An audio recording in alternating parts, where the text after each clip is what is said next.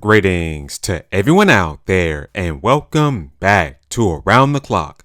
Alright everybody, this is your non-spoiler review for the Super Mario Bros. Movie. Now, I saw this movie on Wednesday premiere day and I must say off the bat, this movie was incredible.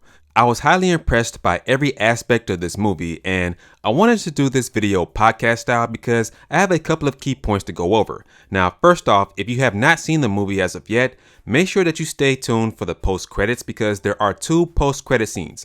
One in the mid post credits and one at the very end, so make sure to stay in your seats because you don't want to miss them, trust me. Now, my first point that I want to go over is about the story, and Nintendo and Illumination did a fantastic job of telling the origin story of the Super Mario Bros. It was straight to the point, which I really liked. It had its emotional moments, it had its family moments, which is very key in this movie. It's very family driven, which I liked as well. There's also a lot of comedy, and a lot of the jokes are Nintendo and Mario driven, but they weren't corny. They were pulled off in a very strategic way, which a lot of movies these days can't do, so that was impressive as well. And the action, man, there are tons of action scenes in this movie, and I don't know how Illumination did it, but they did it. Each action scene was very different from the next, and I know a lot of these movies these days, especially these comic book movies, each action sequence seems to be the same with generated enemies. Not this movie, not at all. Each action sequence was different from the next, and each one related to what was going on in the story at that point in time, so I was very impressed by that as well.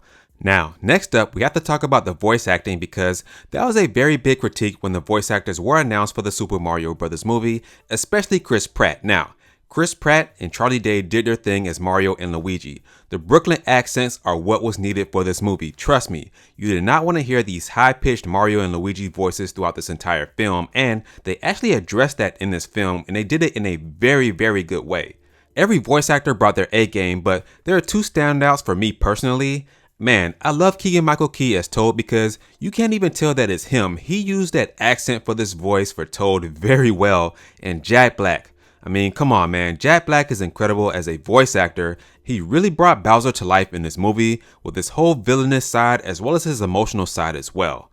Now, the other voice actors, Anya Taylor-Joy as Princess Peach, Seth Rogen as Donkey Kong, Fred Armisen as Cranky Kong, Sebastian Maniscalco as Spike the Foreman, Kevin Michael Richardson as Kamek did a very good job as well as the legendary Charles Martinet, and every single additional voice that was added to this movie did a fantastic job. They brought every character to life, which was very enjoyable. Next up, we have to talk about the animation and the music.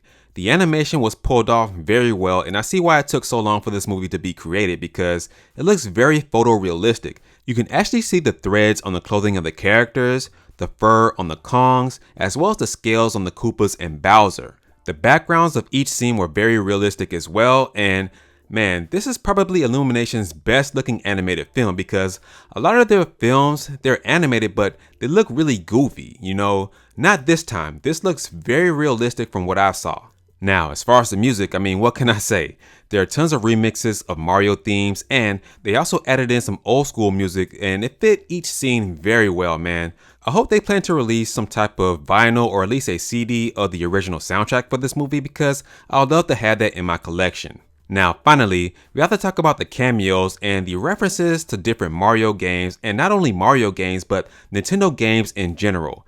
There were tons of cameos and references throughout this movie to the point where I have to see this movie at least one more time in the theaters, and I'm definitely going to buy this when it comes out on physical release. Now, one thing that I don't see anybody talking about in their review for this movie is how, in the dialogue, how they actually make references to the video game player. Now, I'm not going to spoil anything, but there's a couple of key moments in this movie in the dialogue where they actually reference the video game player in a very slick way, and you have to pay attention on what's going on here, man.